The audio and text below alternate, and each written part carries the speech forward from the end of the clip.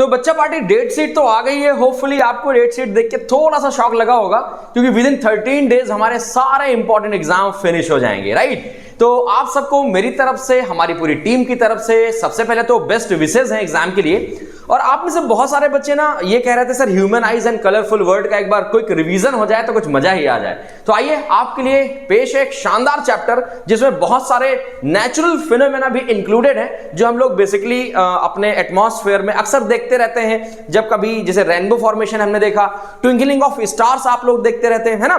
कभी सोचा होगा स्टार्स की तरफ देख करके यार ये कैसे चमकते हैं। तो आइए आज इन सारे क्वेश्चंस का हम लोग आंसर जानेंगे, और साथ साथ वो भी क्वेश्चंस हम लोग करेंगे जो बेसिक तो हमें पता है, पहले बचपन से ही सिखा दिया जाता है कि रेड कलर को डेंजर सिग्नल माना जाता है, राइट। तो ऐसा क्यों है कि रेड कलर को ही डेंजर सिग्नल बनाया जाता है? जो आपकी टैक्सी चलती है, जो ऑटो चलते हैं, वो येलो कलर की या ग्रीन कलर के क्यों होते हैं, राइट। ये सारे हम लोगों ने बेसिक क्वेश्चंस भी ऐड ऑन किए हैं, क्योंकि आजकल का जो हमारा जो पैटर्न है वो है कॉम्पिटेंसी बेस्ड, और उसमें ना वो जज करता है कि आपकी थिंकिंग प्रोसेस क्या है, आपका जो माइंड है वो क्या चलता है, मतलब डायरेक्ट एप्लीकेशंस पे बात होती है, राइट। जैसे कि आप लोगों ने अपने प्री बोर्ड्स भी देखे होंगे, प्री बोर्ड्स में भी एप्लीकेशन बेस्ड क्वेश्चन पूछे जाते हैं।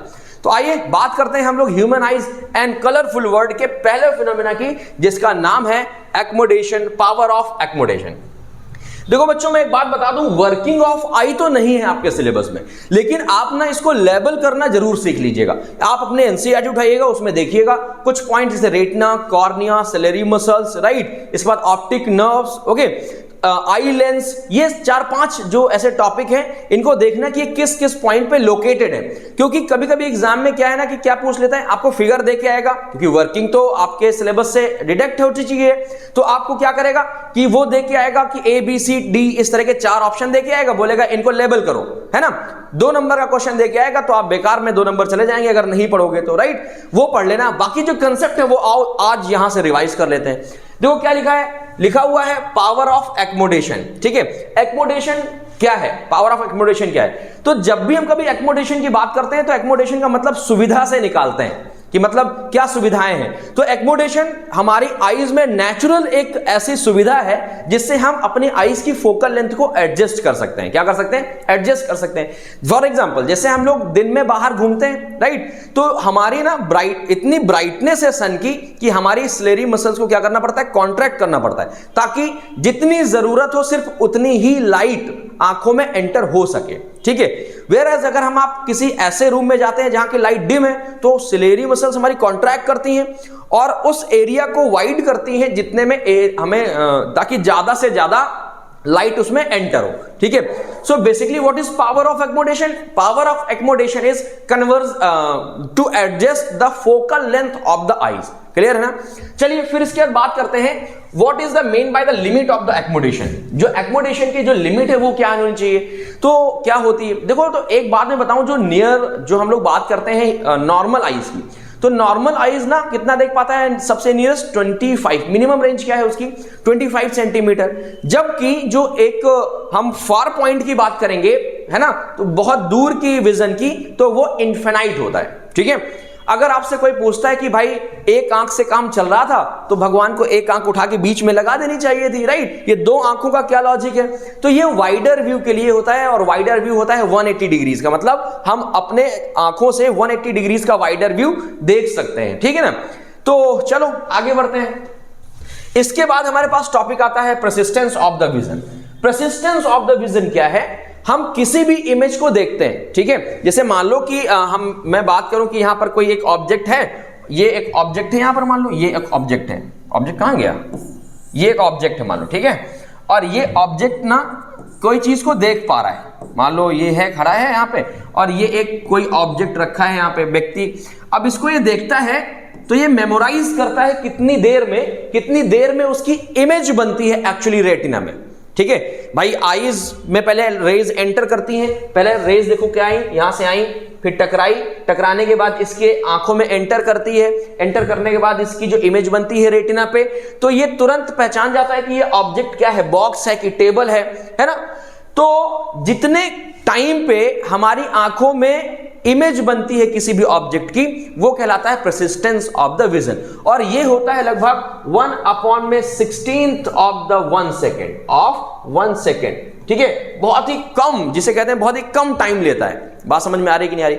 लेकिन ये जो हमारी परसिस्टेंस ऑफ द विजन है, ये इतनी भी मतलब कम नहीं है कि हम frequency of the alternating current देख सकें। जैसे आपके घरों में बल्ब है ना, तो बल्ब ना इसकी फ्रीक्वेंसी होती है 50 हर्ट्ज, मतलब बार बार जल रहा होता है, बार बार बंद हो रहा होता है, राइट? लगभग 100 टाइम्स ये प्रोसेस होती है, तो हम उसको नहीं देख पाते, इसलिए हमें लगता है वो बल्ब कंटिन्यूअस क्या कर रहा है, ग्लो कर रहा है। क्लियर ना?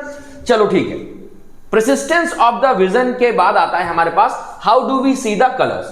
तो हमारी आंखों में, ह्यूमंस की आईज में एक rod shape cell, ROD, rod shaped cell पाए जाते हैं, और ये सेल क्या करते हैं, ये स्टैंड करते हैं for the vision of colourful world. अगर ये रोड शेप सेल ना होते तो आपको भी जो ऑब्जेक्ट दिखाई देते हैं ना, जो कलरफुल लाइफ देखते हो ना अपने चारों तरफ, तो वो कैसे दिखते?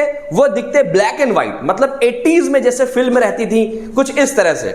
बात समझ में आई? तो सोचो कितना ऑड लगता ना। आप नहीं समझ पाते कि मैंने आज ये ग्रीन, पैरेट ग्रीन पहन रखा है, आपने ये बेबी पिंक शेड का कपड़ा पहन रखा है, बहुत सारे शेड आते हैं। तो ये मैं शेड इसलिए कहता हूं क्योंकि इतने शेड तो होते भी नहीं है शायद, जितने मैंने सुन रखे हैं। क्लियर? तो how do we see the colours? तो इसके लिए रिस्पॉन्सिबल कौन है? रोड शेप सेल, ठीक है। एक होता है कोन शेप सेल। क्या होता है? कोन शेप्ड सेल। तो बच्चों ये सेल क्या होते हैं? ये हमारी आईज में ना डिम लाइट में हमको देखने में हेल्प करते हैं। फॉर एग्जांपल हमारे पास एक रूम है, उस रूम में लाइट डिम है, फिर भी हम चीजों को रिकॉग्नाइज कर सकते हैं, देख सकते हैं, इवन भले ही वो थोड़ी डार्क दिखे लेकिन हम देख सकते हैं। तो इसमें कौन सी सेल रिस्पॉन्सिबल होती है? वो हमारे पास कोन शेप्ड सेल रिस्पॉन्सिबल होती है। और ऐसा ही नहीं है कि सिर्फ ह्यूमंस में रोड शेप सेल पाई जाती है, ठीक है सॉरी, कुछ एनिमल्स हैं जिनमें ये रोड शेप सेल पाई जाती है, और इसकी वजह से वो भी कलरफुल वर्ल्ड को देख पाते हैं, एनालाइज कर पाते हैं, ठीक है। वेयरएज़ अगर मैं बैट की बात करूं तो बैट तो आप जानते हैं ये फ्रीक्वेंसी से चलते हैं, बट उनको भी थोड़ा सा ब्लर, वो भी ब्लैक एंड व्हाइट में दिखाई देता है। ऐसा नहीं कि उनको दिखाई नहीं देता, बिल्कुल एकदम ब्लाइंड होते हैं, ठीक है। चलो हम आगे बढ़ाते हैं भाई अपने इस टॉपिक को, और होपफुली कि आपने इतनी चीजें समझ में अपने दिमाग में बिठा ली होंगी, ठीक है। अगला हमारा टॉपिक क्या है जरा देखो तो। अगला टॉपिक आता है, अब भाई आईज भगवान ने तो दे दी है हमें गिफ्ट में, अब हम उसकी कितनी केयर कर पाते हैं? अगर केयर नहीं होगी तो हमारे आईज में जनरेट होते हैं डिफेक्ट ऑफ विजन। तो डिफेक्ट ऑफ विजन अगर है तो उनका कुछ ना कुछ रीजन होगा कि क्यों ऐसा डिफेक्ट हमारी आंखों में आया।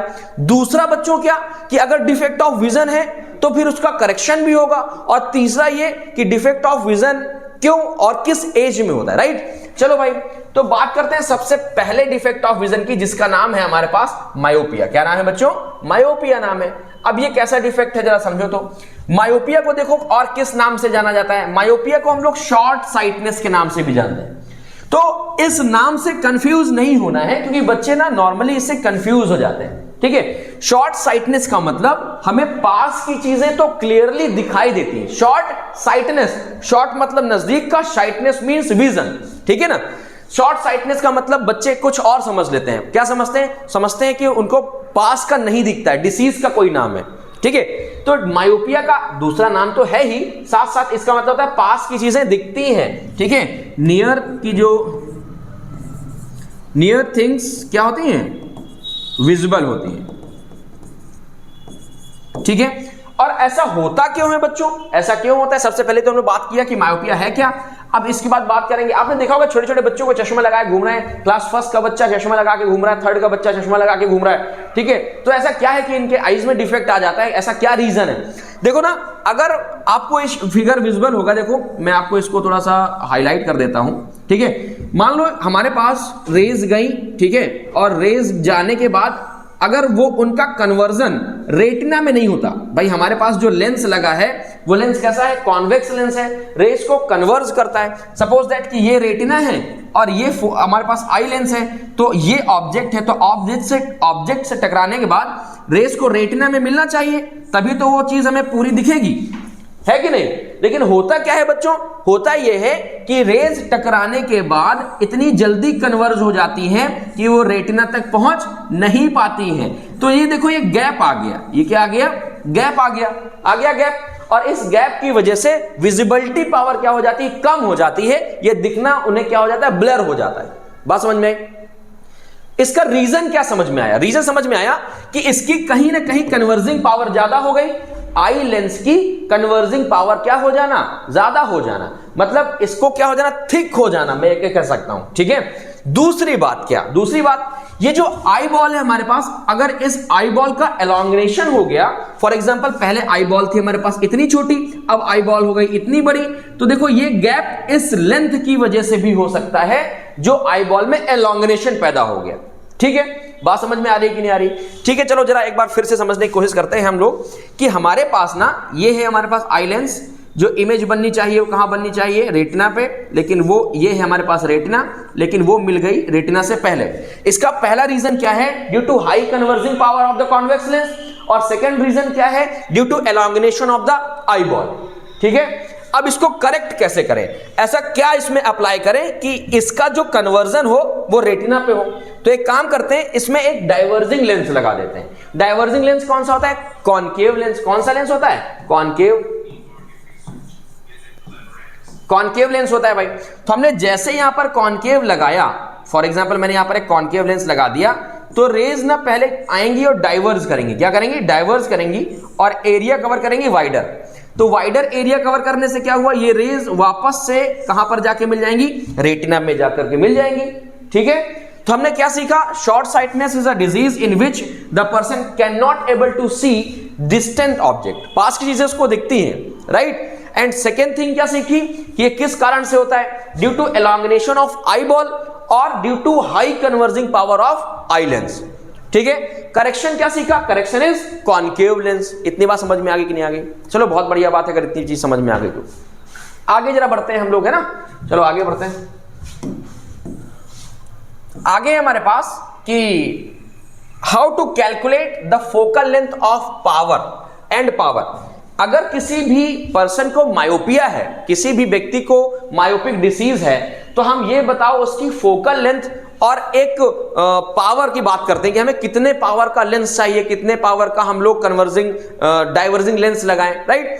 तो उस पावर को हमें कैलकुलेट करने के लिए कुछ याद रखना है। क्या याद रखना है, अगर मायोपिक पर्सन है, कौन है, मायोपिक पर्सन है, तो वहां पर u की वैल्यू ऑलवेज कैसी होगी बच्चों, u की वैल्यू होगी इनफाइनाइट टाइम्स। कितनी होगी, इनफाइनाइट टाइम्स, ठीक है।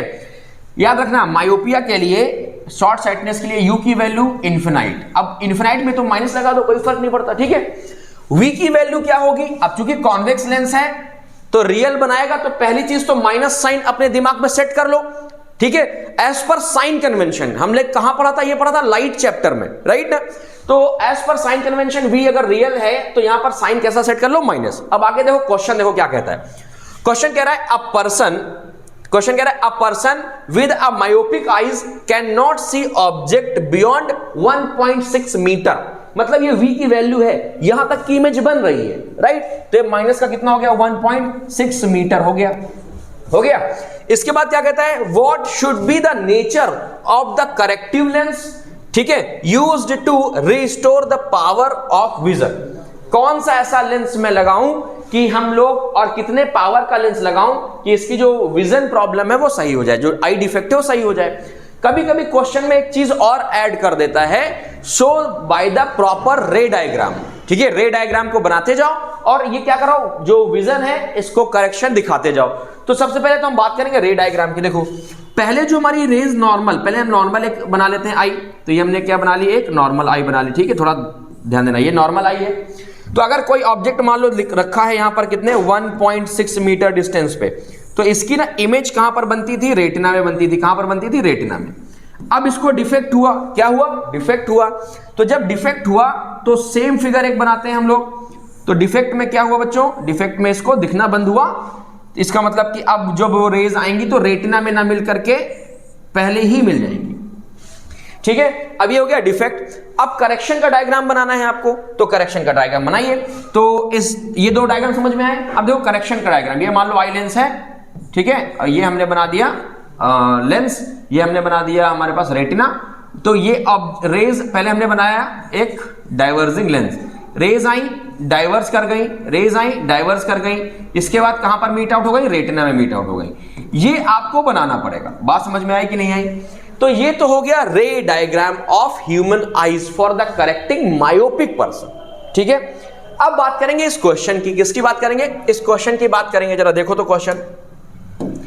क्वेश्चन की जैसे हम बात करेंगे तो हमें पता क्या चलेगा कि हमारे पास u की वैल्यू गिवन है इनफाइनाइट, v की वैल्यू गिवन है हमारे पास माइनस का 1.6 और हमें क्या निकालना है, फोकल लेंथ। क्या निकालना है, फोकल लेंथ निकालना है।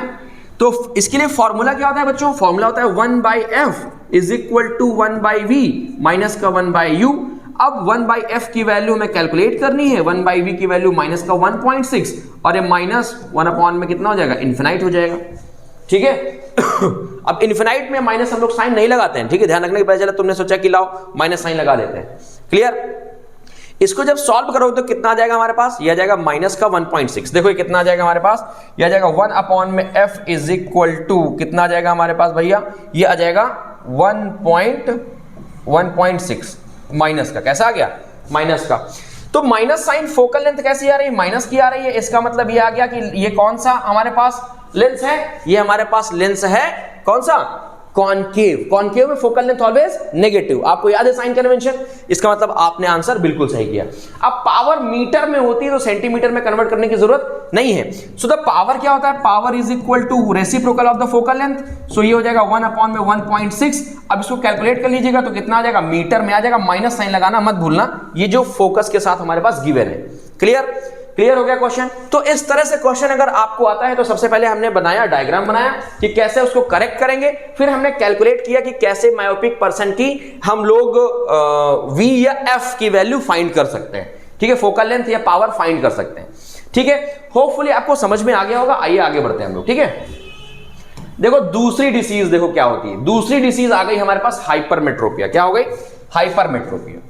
हाइपरमेट्रोपिया में आपको देखो फिगर से ये क्लियर हो गया होगा कि लाइट रेज जा रही है, ये क्या जा रही है, लाइट रेज जा रही है और कहां, आफ्टर द रेटिना मीट हो रही है। कहां पर मीट हो रही है, बियॉन्ड द रेटिना। ये है हमारे पास, ये है रेटिना।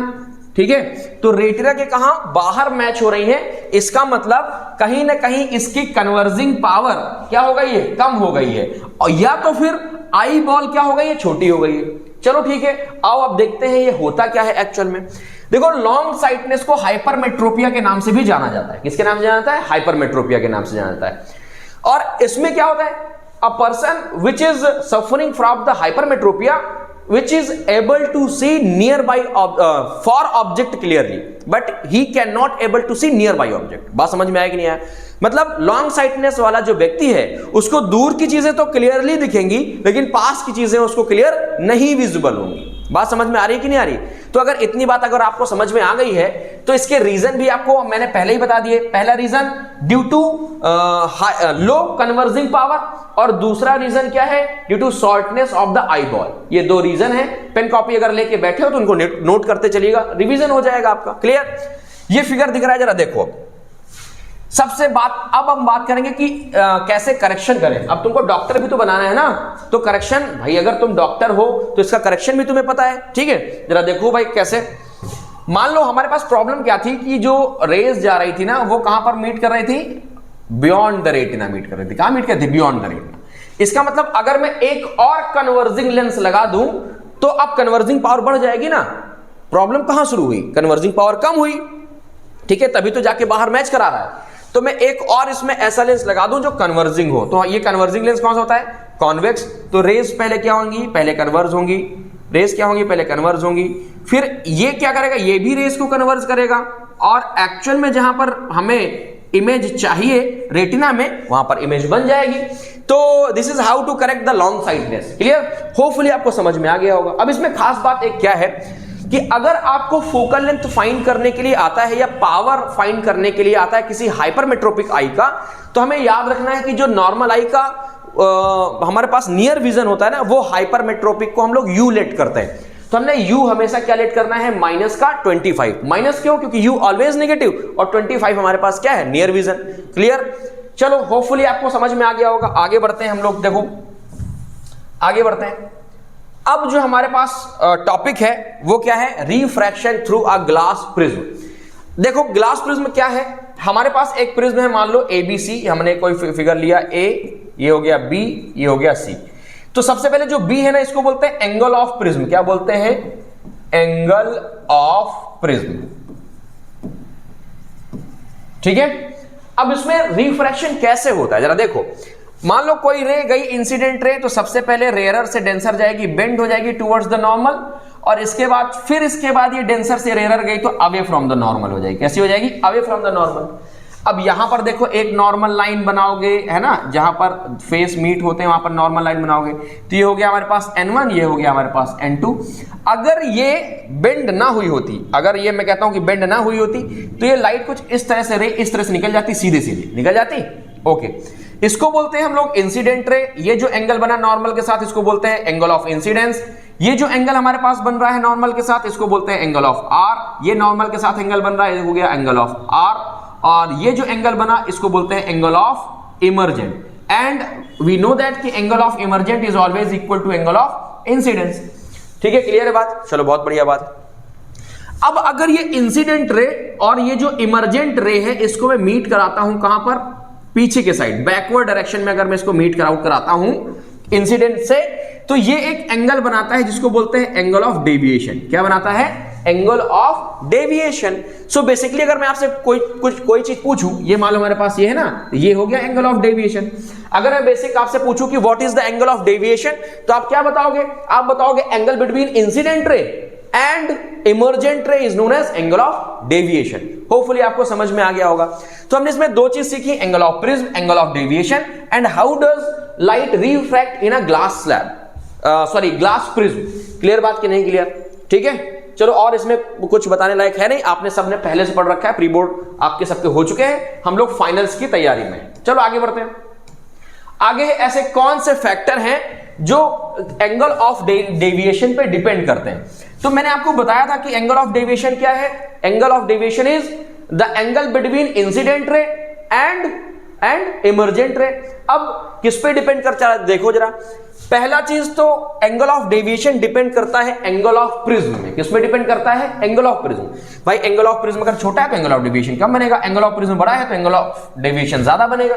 ठीक है, ये होता है एंगल ऑफ प्रिज्म। ये अगर आपको दिख रहा हो ए से डिनोट किया जाता है वैसे तो। ठीक है, चलो दूसरा कहता है refractive index of prism. RI लिखा हुआ है ना, इसका मतलब ये हो गया रिफ्रैक्टिव इंडेक्स ऑफ प्रिज्म। मतलब ये जो प्रिज्म है ना, इसकी रिफ्रैक्टिव इंडेक्स कितनी है? दूसरा फैक्टर ये है जिसपे एंगल ऑफ डेविएशन डिपेंड करता है। And the third factor is colour of light. Yes, colour of light. क्यों? क्योंकि जब लाइट, ध्यान रखना ये बात और भी विशेष तरह से ध्यान रखना, लाइट अगर एक मीडियम से दूसरे मीडियम में एंटर करती है तो उसकी स्पीड या वेलोसिटी चेंज नहीं होती, उसकी फ्रीक्वेंसी चेंज नहीं होती, लेकिन wavelength gets change, wavelength change होती है। तो अगर डिफरेंट वेवलेंथ की लाइट्स को आप एंटर कराओगे तो उनका जो बेंडिंग ऑफ लाइट होगा वो डिफरेंट होगा। फॉर एग्जांपल मान लो हमारे पास एक प्रिज्म है और हमने एक यहां से वायलेट लाइट एंटर कराई, तो वायलेट लाइट क्या करेगी? सबसे ज्यादा डेविएट करेगी, राइट? ये वायलेट लाइट के लिए। जबकि मैं अगर इस प्रिज्म में, सेम प्रिज्म में रेड लाइट अगर मैं क्या कराता हूं, एंटर कराता हूं, तो वो सबसे लीस्ट डेविएट होगी। कैसे डेविएट होगी? लीस्ट डेविएट होगी। इसका मतलब क्या हुआ? इसका मतलब बच्चा पार्टी ये हो गया कि जो एंगल ऑफ डेविएशन है, भाई यही तो एंगल ऑफ डेविएशन है, इमर्जेंट एंगल और मैं इंसिडेंस एंगल को अगर मैच कराऊंगा तो इसका मतलब ये हो गया angle of deviation depend upon the colour of light. ये आपके लिए बिल्कुल नया होगा। और मल्टीपल चॉइस क्वेश्चन भी इससे बनता है कि भाई स्पीड चेंज हुई कि फ्रीक्वेंसी चेंज हुई थी, ये दोनों चेंज नहीं होती। क्या चेंज होती है? Wavelength of light. चलो आगे बढ़ते हैं भाई। अब जो हमारा टॉपिक है अगला वो क्या है जरा देखो तो, वो है डिस्पर्जन ऑफ लाइट। कितना ब्यूटीफुल सा फिगर आपको दिख रहा होगा, और ऐसा फिगर आपने रेनबो का जरूर देखा होगा 100% आई बिलीव। तो सबसे पहली चीज क्या कि एक हमारे पास ग्लास प्रिज्म है, हमने एक व्हाइट लाइट इसमें एंटर कराई, तो ये 7 अपने कॉन्स्टिट्यूएंट कलर्स में ब्रेक हो गई। कौन कौन से? विबग्योर। बात समझ में आ रही कि नहीं आ रही? ओके, तो ये जो फिनोमेना है, कौन सा phenomena? Breaking of white light into 7 constituent color is called dispersion of light, whereas these wonderful colors are known as spectrum। क्या बोलते हैं इसको? स्पेक्ट्रम बोलते हैं। बेसिकली जब आप बड़ी क्लासेस में जाओगे तो पता चलेगा कि ये विजिबल स्पेक्ट्रम है, इसके ऊपर नीचे भी वेवलेंथ वाली लाइट्स कुछ होती हैं, ठीक है, जो हम लोग क्लियरली नहीं देख पाते। ओके, कुछ एनिमल्स देख पाते हैं। चलो, तो डिस्पर्जन समझ में आया। अब इससे क्वेश्चन क्या आता है? क्वेश्चन आता है सबसे पहले तो नॉर्मल व्हाट इज डिस्पर्जन, और दूसरा क्वेश्चन पूछता है कि जो डिस्पर्जन है वो प्रिज्म में ही क्यों होता है, ग्लास स्लैब में क्यों नहीं होता? ठीक है, साफ साफ क्वेश्चन कई बार आ चुका है एग्जाम में कि भाई डिस्पर्जन फिनोमेना केवल प्रिज्म में हमने देखा, ग्लास स्लैब में भी तो हो सकता है। तो बच्चों ग्लास स्लैब में नहीं होता है, इसका आंसर अब आपको खुद बताना है। लास्ट जो मेरी क्लास हुई थी जिसमें हम लोगों ने डिस्कशन किया था refraction through the glass slab, उसमें मैंने ये क्वेश्चन डिस्कस किया है। तो अगर आपने देखा है तो कमेंट करके जरूर बताइएगा, अगर नहीं देखा है तो जाके उसको देख लो, चैनल को सब्सक्राइब कर दो, शेयर कर दो। और दूसरी खास बात कि अगर आपको अपने मन से आंसर आता है तो भी कमेंट करके आप मुझे आंसर बताएंगे, आपके कमेंट को मैं मेंशन करूंगा। चलिए आगे बढ़ते हैं हम लोग। डिस्पर्जन क्लियर हुआ। Break down of white light in their 7 constituent colour is known as dispersion of light, right. और ये जो 7 कलर्स है विवियोर, जरा ध्यान दीजिए, VIBGYOR, ठीक है, इनको बोलते हैं स्पेक्ट्रम। जो 7 कलर का बंच होता है इसको बोलते हैं स्पेक्ट्रम। जरा समझो तो, अगर मैं डाउनवर्ड टू अपवर्ड बढ़ता हूं तो दिस इज इंक्रीजिंग वेवलेंथ। मतलब सबसे कम वेवलेंथ किसकी है? वायलेट की, फिर उससे ज्यादा इंडिगो की, और सबसे ज्यादा वेवलेंथ किसकी है? रेड की। जिस कलर की वेवलेंथ ज्यादा होती है वो जल्दी ट्रेवल करता है और ज्यादा दूर तक ट्रेवल करता है, जबकि जिस कलर की वेवलेंथ कम होती है वो उतनी ही जल्दी फैल जाता है, वो ज्यादा दूर तक ट्रेवल नहीं कर पाता। क्लियर ना? तो अगर आपको इंक्रीजिंग वेवलेंथ पता है तो अगर 4 ऑप्शन आपको दे दिए जाए, मान लो इनको जंबल वर्ड में अरेंज कर दिया जाए और 4 ऑप्शन दिया जाए कि भाई इंक्रीजिंग वेवलेंथ के अकॉर्डिंग इनको करेक्ट ऑप्शन को चूज करो, तो होपफुली चूज कर लोगे। इसी तरह अगर मैं अपवर्ड टू डाउनवर्ड आता हूं तो ये होता है इंक्रीजिंग फ्रीक्वेंसी। मतलब सबसे कम फ्रीक्वेंसी किसकी होती है? रेड कलर की, और सबसे ज्यादा फ्रीक्वेंसी किसकी होती है? वायलेट कलर की। इसका मतलब क्या हुआ कि जिसकी ज्यादा फ्रीक्वेंसी होगी वो ज्यादा फैलता है, वो ज्यादा दूरी ट्रेवल नहीं कर सकता, जबकि जिसकी फ्रीक्वेंसी कम है वो ज्यादा डिस्टेंस से विजिबल है, ज्यादा दूरी कवर करता है। बात समझ में आई? फैलता कम है। इसीलिए जब भी हम बात करते हैं उन लाइट्स की जो पॉइंटर आते हैं, राइट ना, तो एलईडी लाइट्स आती हैं तो उनको रेड कलर की बीम उनमें निकल रही होती है, क्योंकि रेड कलर दूर से दिखता है, दूर तक जाता है। ट्रेन के जो हमारे साइड ट्रेन में जो लाइट लगी रहती है सबसे पीछे पोर्शन में, वो भी रेड कलर, क्यों? ताकि दूर से वो विजिबल हो जाए।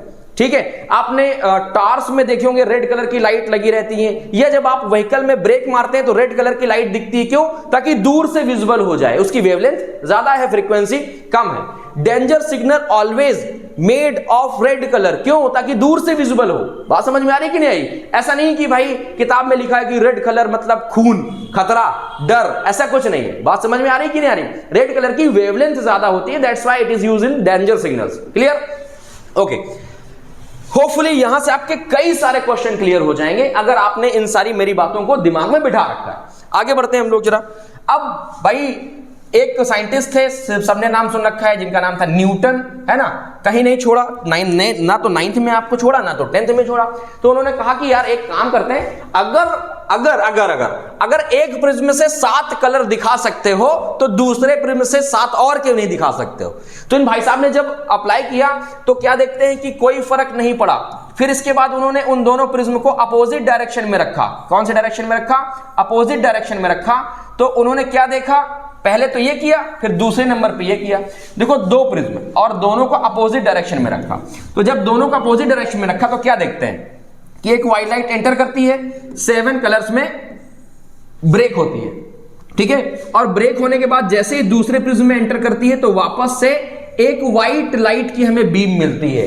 ठीक है, इस एक्सपेरिमेंट को न्यूटन्स रिकॉम्बिनेशन ऑफ प्रिज्म कहा जाता है। बात समझ में आ गई कि नहीं आ गई? चलो आगे बढ़ते हैं भाई। चलो, बहुत शानदार। होपफुली आपको ये सारी चीजें समझ में आ रही होंगी क्योंकि आप क्विक रिवीजन कर रहे हैं। चलो भाई देखो जरा, एक आपको फिगर दिख रहा होगा कुछ इस तरह से। एक तरफ लिखा है रेनबो और दूसरी तरफ लिखा है एटमॉस्फेरिक रिफ्रैक्शन।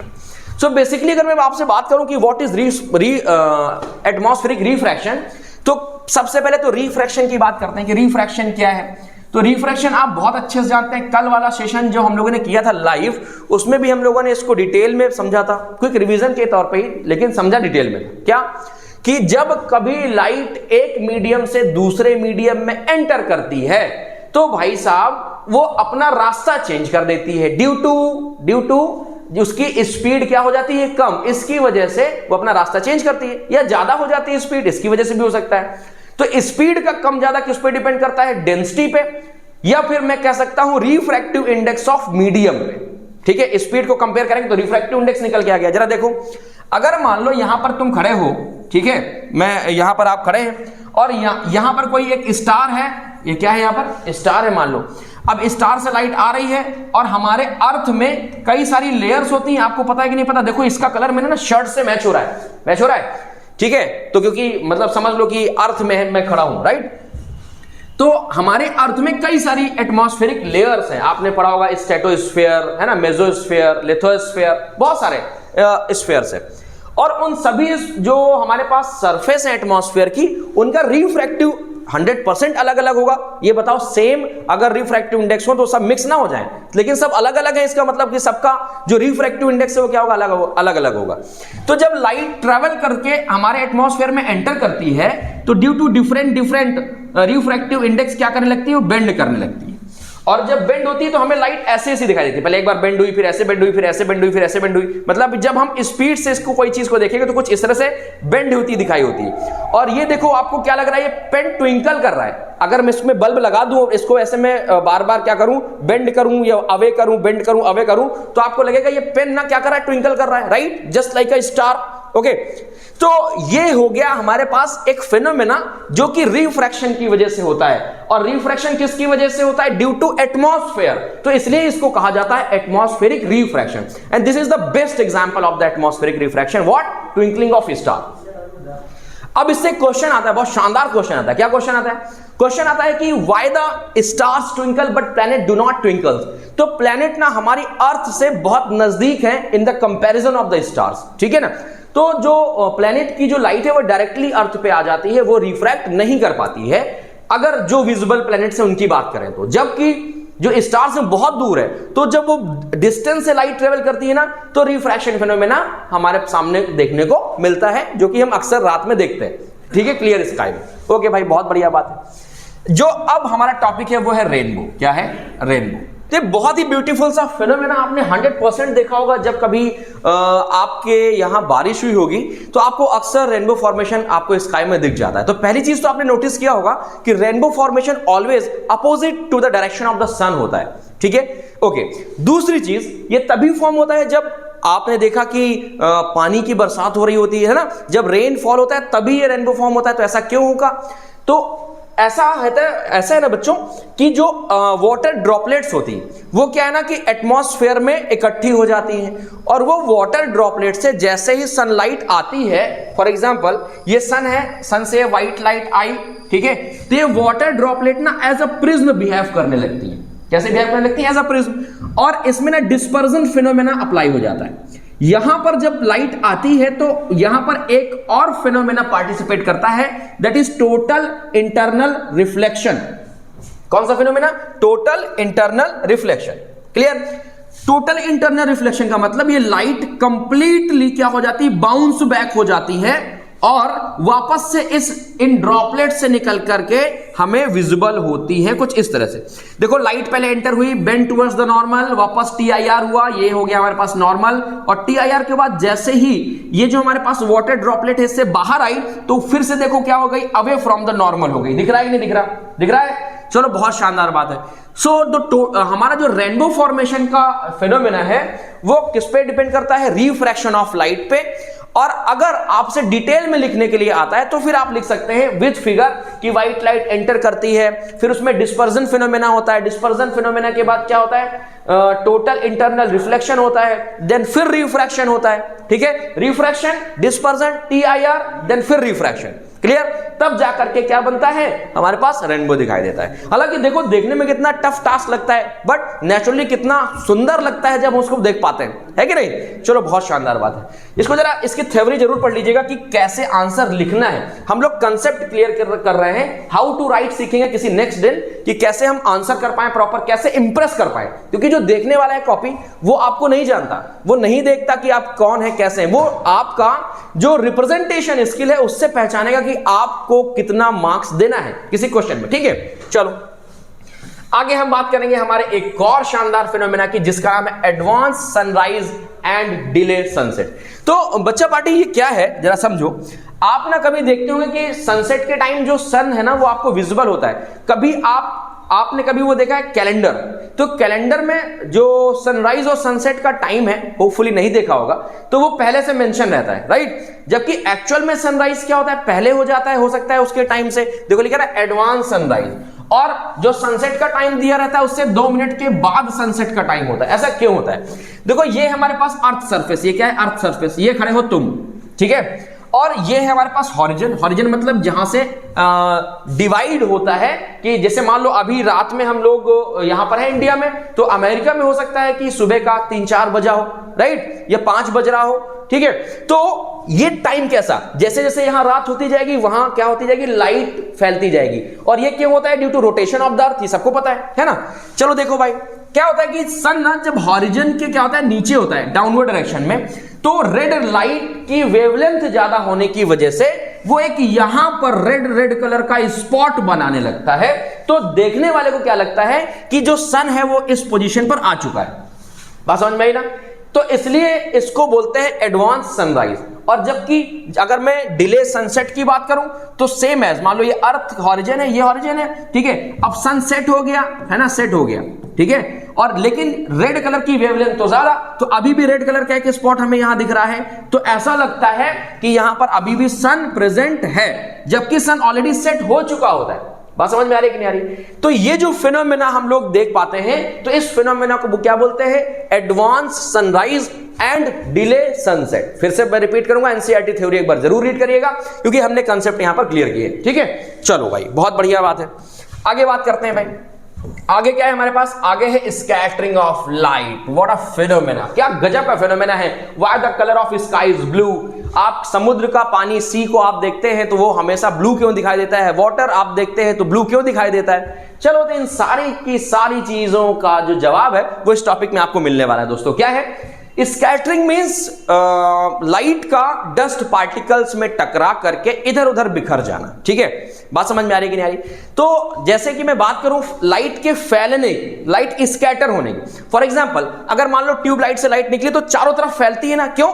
निकल तो बीम रही है, लेकिन जैसे ही हमारे एटमॉस्फेयर में आई तो अब एटमॉस्फेयर में बहुत सारे फाइन पार्टिकल्स हैं, उनसे टकरा करके इधर उधर लाइट क्या हो गई, बाउंस हो गई बैक। जैसे मान लो कि यहां से ये लाइट आई, ये मान लो कि ये लाइट आ रही है, यहां से लाइट आ गई, ठीक है, और ये छोटे छोटे पार्टिकल्स हैं, तो इनसे टकराई तो कुछ इधर आ गई, कुछ इधर आ गई, कुछ इधर आ गई, फिर इनसे टकराई, कुछ इधर आ गई, कुछ इधर आ गई, कुछ इधर।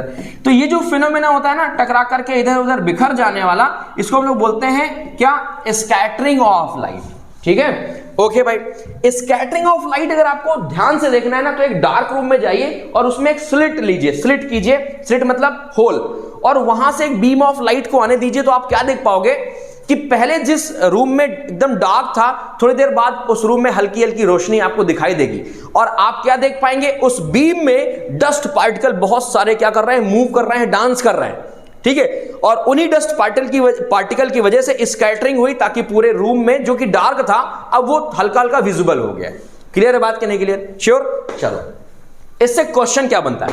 क्वेश्चन बनता है कि क्लियर स्काई अपीयर्स ब्लू। क्यों? क्योंकि ब्लू कलर, देखो हमने क्या पढ़ा था, VIBGYOR। अब देखो वायलेट और इंडिगो की इतनी ज्यादा फ्रीक्वेंसी होती है कि स्कैटर कर जाते हैं, इवन हम लोग इनको विजिबल देख नहीं पाते। जबकि इसके बाद कौन सा बचता है, ब्लू, तो इनके कंपैरिजन में इसकी फ्रीक्वेंसी कम होती है, मतलब इसका स्कैटरिंग हमें क्लियरली विजिबल होता है। तो जहां कहीं पर इसको फ्री स्पेस मिलता है, जैसे मैंने देखा आसमान की तरफ, तो ब्लू दिखाई देता है। क्यों? क्योंकि वो कलर है ब्लू जो स्कैटर करके हमें दिखाई दे रहा है। बात समझ में आई? आसमान ब्लू नहीं है, कभी एस्ट्रोनॉट से पूछना बताएंगे कि भैया सब ब्लैक आउट है, वहां कुछ नहीं है। क्लियर ना? इसी तरह हम बात करेंगे सी की, ऊपर से जब देखते हैं, मान लो हम लोग स्पेस से देखते हैं अर्थ की तरफ, तो अर्थ हमें ब्लू क्यों दिखाई देती है? ब्लू कलर स्कैटर हो रहा है तो ब्लू दिखाई देगी ना भाई, लाल थोड़ी दिखाई देगी। चलो ठीक है, बहुत बढ़िया बात है। दूसरा क्या कहता है? कहता है sun appears red at sunrise and sunset. मैंने फिर से बताया कि रेड कलर की फ्रीक्वेंसी कम होती है, वो स्कैटर कम होता है, वेवलेंथ ज्यादा होती है, तो रेडिश कलर की जो लाइट है वो देर तक हमें दिखाई देती है, विजुअल होती है, जबकि सन बहुत लॉन्ग डिस्टेंस में पहुंच चुका होता है। क्लियर? अगला क्या है? White at noon. दोपहर में एकदम सफेद क्यों रहता है भाई? सुबह रेड दिखता है, शाम को रेड दिखता है, तो दोपहर में भी रेड रेड दिखे। तो इसका रीजन है कि लाइट ना direct perpendicular to the earth आती है, ठीक है, और जब लाइट परपेंडिकुलर अर्थ आती है ना, तो परपेंडिकुलर में कोई भी रिफ्रैक्शन नहीं होता, ठीक है। बात समझ में आई? क्योंकि angle of i and angle of r दोनों क्या होते हैं, क्या होते हैं भाई? वो होते हैं 0। तो डायरेक्ट लाइट पड़ने की वजह से ये कैसे विजिबल होता है? व्हाइट दिखता है। क्लियर बात। दूसरी सबसे खास बात क्या कि सन उस टाइम अर्थ के सबसे नजदीक होता है। ओके, तो जब डायरेक्ट लाइट पड़ेगी तो फिर उसमें रेड, येलो और ग्रीन दिखने का सवाल ही नहीं। ठीक है ना। होपफुली आपने इस सेशन को एंजॉय किया और ये जो हमारा सेशन था बहुत ही कम टाइम पे हमने इसको क्विक रिवीजन किया, तो हमारी तरफ से अब आपके लिए बेस्ट विशेष हैं। हमने आज कंप्लीट किया अपना human eyes and colourful world in one shot, जो कि 2023-2024 सेशन के लिए आपको तैयार करता है। तो आज के लिए इतना ही। हंसते मुस्कुराते और खिलखिलाते रहिए। Bye bye, tata and take care.